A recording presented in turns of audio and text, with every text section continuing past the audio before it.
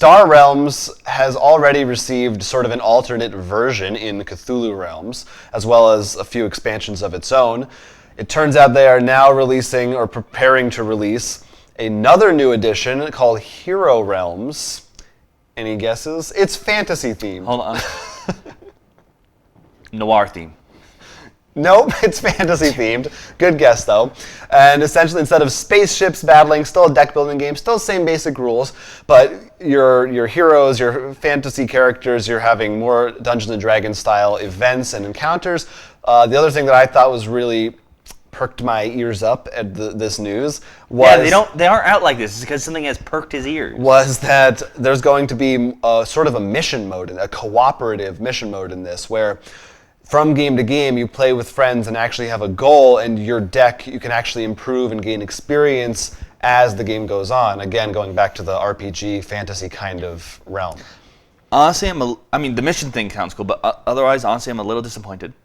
Mm-hmm. Mostly because just before Star Realms, they released Epic, which is fantasy themed. So I'm like, you have your fantasy themed small deck. I mean, it would have been a little cooler if, you touched up on maybe, like I said, joked around noir or like actual superheroes or something, Well, my thinking is this. I'm sure I'm still gonna love it. Like I said, it's just more of like a small disappointment. Because if you look at Epic, it is the same thing. Like there's 4 groups that all interact with each other. Well, Epic is pretty. It's a different card game, but like thematic, sort of. Well, and my guess is that this is not taking that many resources up. So I would say if you're a little bummed out at this point they did something else, this probably isn't really in place of something else. It's probably more of a side project while they get their next big thing ready. Well, for me, I just assumed because judging by the creators and stuff, he just enjoys the fantasy theme. In which case, that I can't argue with that because usually if you enjoy something, it's easier for you to put more effort in and make it look good. So.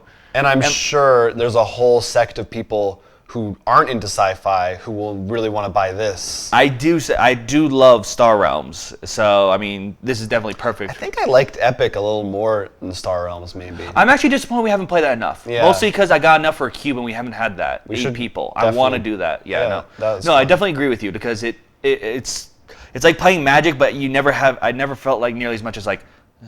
A bad card.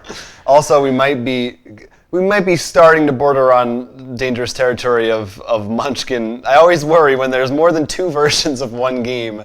Are we going to be seeing, like you said, Noir Realm, Farming Realms, whatever realms, Magic Realms? I don't want to. Yeah, no, I understand what you're saying, and I said I just want maybe like something different. But what would be cool.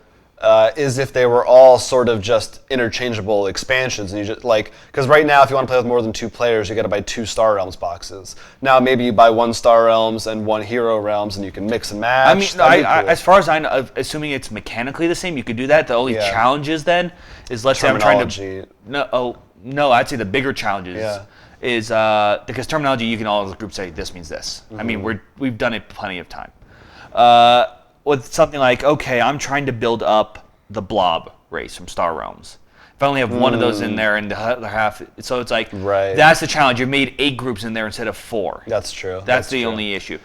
I would think maybe what would be more interesting to do, like still possible ideas, maybe take, if you have 2 of each set, take all the blobs and machine race from like Star Realms and take 2 different ones from there. Yeah, that makes sense. That might be more of an interesting style to work with. And that way you still have the balance for each group. It's only 4 groups you're playing with. Although, but then it still wouldn't allow you to play with more than 2 players though, right? That's the only thing. I have to relook at this. Because it's 1 set is 2. Second set is 4. So no, if you did that, no, you still play with up to 4 people. Because you're using the blobs from 2 sets. Oh, okay. Yeah, you need my idea used 4 star sets, 2 Star Realms, 2 what's Hero Realms. Right. Yeah. Okay. Well, we'll find out. I'm sure that's going to be coming out later this year, and we'll definitely give it a shot.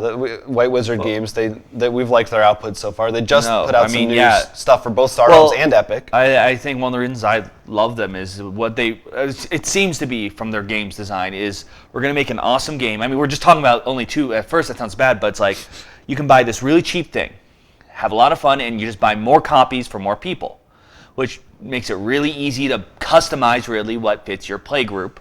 Mm-hmm. And the cards, like each game I think has been in a way that fits. Like one's designed really for drafting, one's designed for deck building, and really I think shines very well in that. And I think they're a good level of depth for more invested gamers, but very accessible to new players as well. And on a quick side note, going along with you said terminology. Terminology. I think it's fine for them to even if something is like attack, like let's say in Star Realms they used, I can't think of a keyword that actually used a specific space, but like lasers or something, and they use arrows for the other one.